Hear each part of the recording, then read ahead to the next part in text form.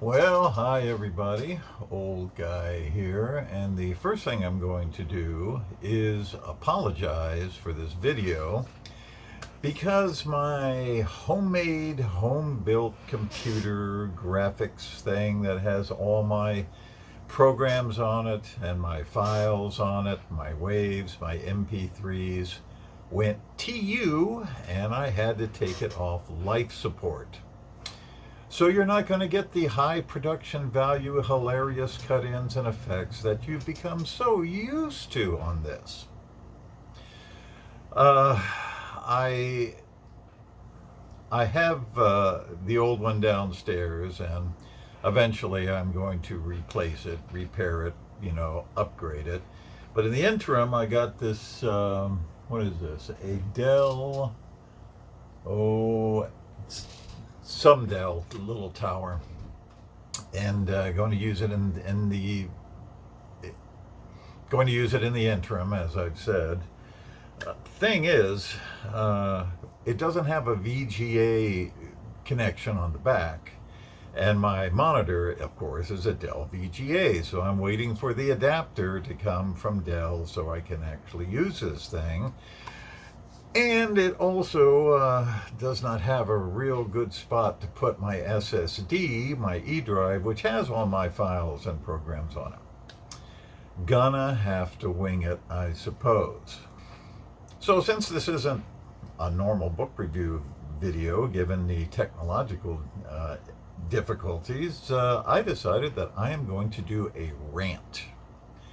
I've probably done rants before, but this one is going to be about book reviews. Now, I don't read reviews until after I've read the book that I'm reviewing. I don't want any spoilers, and I want to make up my own mind about the book. After, when I'm done, I'll look through the reviews to see what everybody else thought, and maybe to pick up a point or two about that I didn't consider when reading the book.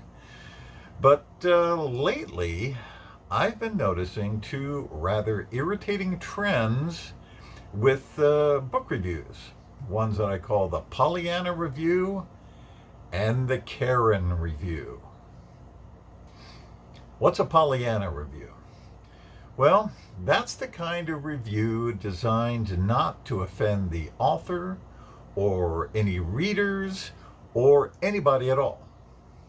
No one could ever misconstrue any criticism of any element of the book. They're not very long, maybe 4 to 5 sentences, but they usually start out with some lilting phrase or two along the lines of, "Oh, this started out a little slow, but boy, oh boy, did it take off." That's about as critical as the review gets. It reads more like a publisher's blurb than any kind of critique of the novel. The Karen review is one that gets into high dudgeon over one of the infinitely long list of words, situations, attitudes, and stances over which a substantial portion of the population these days simply does not want to hear about. Doesn't matter how well the book is written, it's trash because someone or something in the book did or said something wrong. These two kinds of reviews are diametrically opposed to each other, and I would love to see a Pollyanna and a Karen go at each other in the Goodreads comments.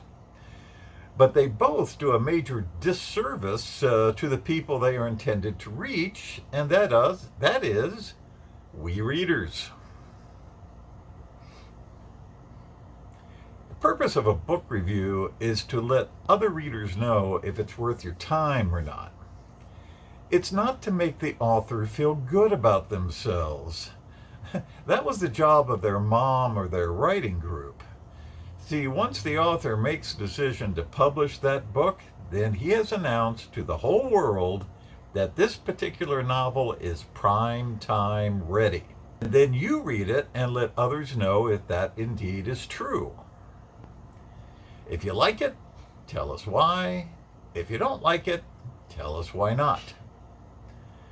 But that needs to be limited, the review needs to be limited to the craft, the style, the story's continuity and believability, not couched in weasel words like a Pollyanna review of no offense, and not whether one of the minor characters holds an opinion that you don't agree with. See, a Pollyanna review can't criticize anyone for any reason.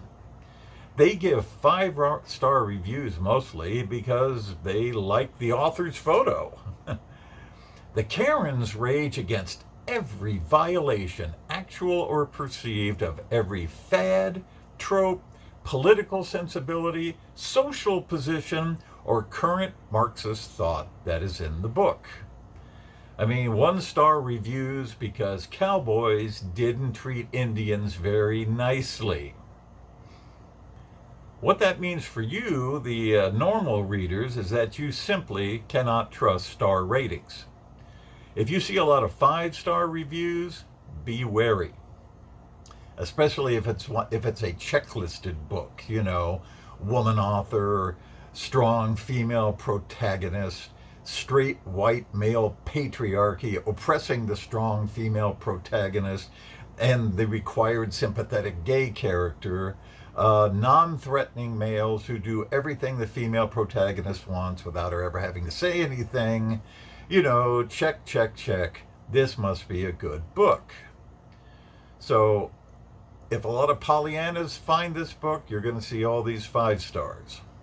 If you see a lot of 1-star reviews, pick it up because it's probably really good. A book that the New York Times doesn't want you to read, which is the highest of recommendations. Best thing you can do? Pick up a book based on its blurb, not its stars. Not the glowing recommendations written on the book by other authors who've been paid to do so. Pick it up because it sounds like your kind of story.